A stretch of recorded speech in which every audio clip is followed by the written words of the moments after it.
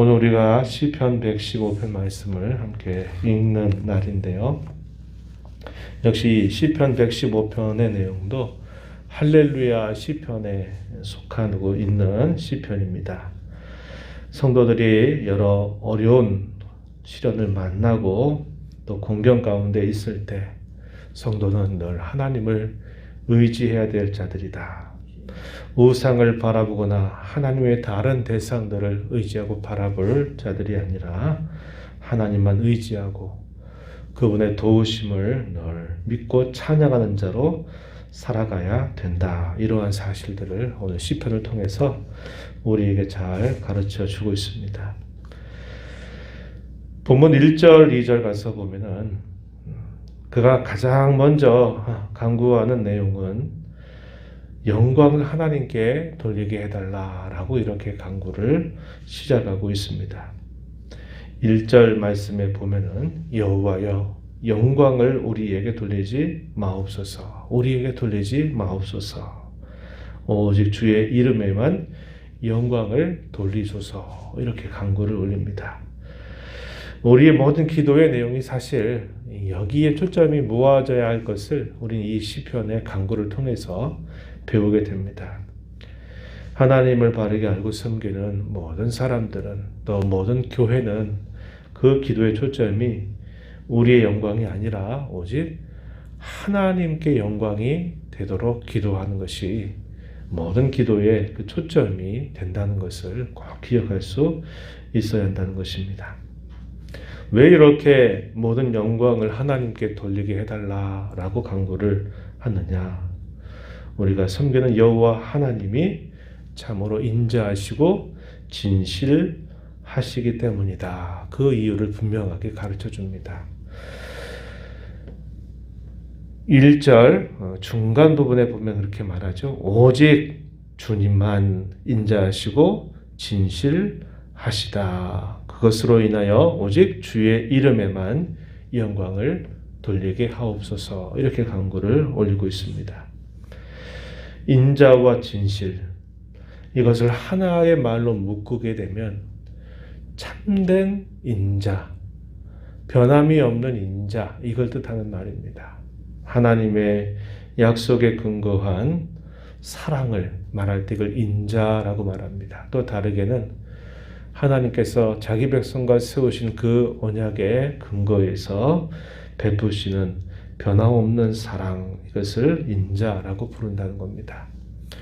인자하신 하나님, 그리고 그 인자하심이 참되고 진실하시고 변함이 없으신 그 하나님께만 오직 영광이 돌려지게 해달라라고 이렇게 간구를 올립니다. 그 인자와 진실이 어떠하다는 것을 그 백성들뿐만 아니라 자신들의 살아가는 모든 삶 속에서 경험하고 있는 분명한 사실임을 전제하고 있는 것입니다. 그저 말로만 하나님은 인자하시다, 하나님은 진실하시다 이렇게 말하는 것이 아닙니다. 2절 이어지는 말씀에 보면은 이렇게 말하죠. 어찌하여 문나라가 그들의 하나님이 이제 어디 있느냐 말하게 하리까. 이러한 사실들을 알지 못하는 백성들, 알지 못하는 사람들은 뭐라고 비꼬고 뭐라고 조롱하느냐. 야, 너희가 섬기는 하나님이 도대체 어디 계시냐고 말하냐. 정말 계신 건 맞냐. 이렇게 비난하고 조롱한다는 겁니다. 그러나 하나님의 백성들은 그 하나님의 인자와 진실하심을 맛보아서 그것을 알기 때문에 우리의 모든 일들이 오직 하나님께 영광이 되게 해달라고 간구를 올리는 겁니다. 우리가 잘 기억하는 말씀 중에 그런 말씀이 있어요. 너희는 여호와의 선하심을 맛보아 알지어다 이렇게 말합니다. 하나님이 살아계시다고 하는 것, 비록 우리 사람의 눈에 보이지도 않고 하나님이 우리와 같이 입이 있는 것처럼 보이지도 않고 또 손과 발이 있는 것처럼 보이지 않는다 하더라도 절대로 우리의 눈에 보이지 않는 그런 분이실지라도 하나님은 그분의 선하심, 그분의 인자와 진실하심을 언제나 베풀어 주시는 분이시다. 이 사실을 알고 있는 겁니다. 그리고 그것을 고백하고 있는 것이죠. 하나님은 하늘에 계셔서 원하시는 모든 것을 행하시는 분이시다라고 이렇게 표현합니다. 3절 말씀에 하나님에 대한 고백이죠. 하나님은 하늘에 계실지라도 그분이 원하시는 모든 것을 행하시는 분이시다라고 이렇게 소개를 하고 있어요. 원하시는 모든 것이 우리 사람이 늘 변화무쌍한 그런 태도를 보이는 것처럼 사람의 감정적인 기복이나 또 기복이라든지 또 상황의 어떤 변화에 따라서 이렇게 말이 바뀌고 행실이 바뀌는 그러한 분이 아니라 하나님은 그분이 원하시는 모든 것을 행하시는 분이신데 그분은 항상 자기 백성들에게 선하심을 나타내시고 그분의 약속에 있어서 결코 그 약속을 바꾸지 아니하시고 그 모든 일들을 이루어 가시는 그런 분이시다라는 것을 보여주고 있는 겁니다. 그에 반하여 이방 사람들이 섬기는 그들의 신들에 대해서는 우상이다 이렇게 분명하게 이야기합니다. 어리석은 상에 불과하다 이렇게 말하죠. 4절 말씀에 보면 그들의 우상들은 은과 금이요 사람의 손으로 만든 것일 뿐이다 이렇게 이야기합니다. 그러면서 5절로부터 8절까지 이어지는 말씀에서 그 우상을 섬긴다는 것이 얼마나 헛된 일인가, 그리고 그 우상을 섬기다 보면 결국 그들도 우상처럼 어리석은 자들이 다 되고 말 것이다 라는 사실을 가르쳐 줍니다. 5절 가서 보면은 이렇게 말하죠. 입이 있어도 말하지 못한다. 눈이 있어도 보지 못한다. 귀가 있어도 듣지 못하고 코가 있어도 냄새 맡지 못하고 손이 있어도 만지지 못하고 발이 있어도 걷지도 못한다. 목구멍이 있다 하더라도 조그만 작은 소리조차 내지 못한다. 이렇게 이야기합니다. 그리고 8절에는 결국 그 우상을 만들고 그 우상을 의지하는 자들이 다 어떻게 됐느냐. 그 우상과 같이 어리석은 자가 되고 말 것이다 라고 분명하게 이야기를 해주고 있습니다. 이방의 모든 우상들은 상을 만들어요. 그래서 우리 사람처럼 머리가 있고 눈이 있고 코가 있고 입이 있고 손과 발을 만들어요. 아주 값진 것을 가지고서 그것을 만들어내고 그것을 두고 우리가 섬기는 신이다 이렇게 말합니다. 그래서 눈을 만들어서 마치 다 보고 또 귀가 있어서 하는 말을 다 듣는 것처럼 보이고 손과 발이 있으니까 뭔가를 자기들을 위해서 뭔가 기대하고 바라는 것을 행해주는 그런 능력을 나타낼 것처럼 기대하고 그렇게 그 신들 앞에서 제사를 드리지만 그러나 실상은 아무것도 할 수 없는 사람만도 못한 그런 어리석은 상에 불과하다 이렇게 분명하게 이야기를 해줍니다. 우리가 며칠 전에 읽었던 시편에서도 그런 말씀을 나눴습니다만 가까이 하게 되면 닮아가게 돼 있어요. 우상을 만드는 사람, 그 우상이 진짜 신 줄 알고 따라가는 사람은 그 우상을 그대로 닮아가게 되면서 우상과 똑같이 되고 만다는 겁니다.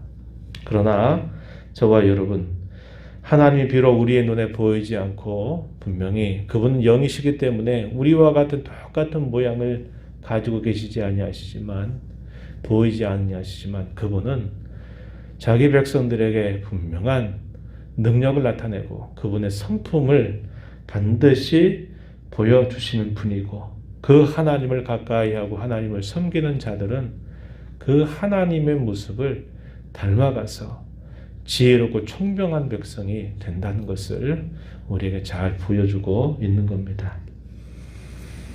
그러면서 이 시편의 기자는 모든 하나님의 백성들을 조목조목 불러들이면서 여호와 하나님을 우리는 의지해라 이렇게 말합니다. 우상 의지하지 말고 살아계신 하나님을 의지해라 이렇게 촉구하죠. 9절 말씀으로 한번 가서 보시면은 이렇게 말합니다. 이스라엘아 여호와를 의지하라. 10절에 아론의 집이여 여호와를 의지하라. 11절 여호와를 경외하는 자들아 너희는 여호와를 의지하라 이렇게 말합니다. 이스라엘 아론의 집 여호와를 경외하는 자들, 하나님의 택하신 백성으로 불리는 이스라엘, 또 하나님의 백성들과 하나님 사이에서 또 하나님 섬기는 종교에 수고하는 모든 아론의 자손들, 그리고 더 나아가서는 여호와를 경외하는 모든 자들, 그들을 다 불러들여서 여호와를 의지해라. 왜냐? 그분은 진정한 도움이 되시고 그분은 진정한 방패가 되시는 분이기 때문이라고 분명하게 소개를 해주고 있습니다. 그러면서 또 하나님을 의지해야 될 또 하나의 이유로 12절로부터 16절 내용에서 뭐라고 말하냐면, 그 하나님은 자기 백성들에게 복을 주시는 분이시기 때문에, 그분은 과거에도 이미 복을 주셨고 앞으로도 그 복을 주시는 분이시기 때문에 하나님을 의지하라, 이렇게 가르쳐주고 있습니다. 먼저 15절 말씀 보면 뭐라고 말하냐면 이렇게 말하죠. 너희는 천지를 지으신 여호와께 복을 받는 자로다, 이렇게 말합니다. 여기 복을 받는 자, 과거뿐만 아니라 앞으로도 영원토록 그렇다 이 말이죠. 하나님을 의지하고 하나님을 참된 신으로 섬기는 자들, 그들은 이미 여호와 하나님께 복받은 자다 이 말입니다. 과거에도 그러하고 앞으로도 그럴 것이라고 가르쳐 주는 거죠.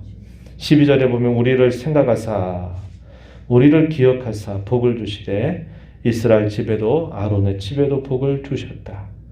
모든 사람, 높은 사람이나 낮은 사람을 막론하고 여호와를 경외하는 자, 그를 의지하는 자에게 복을 주시리로다, 이렇게 말합니다.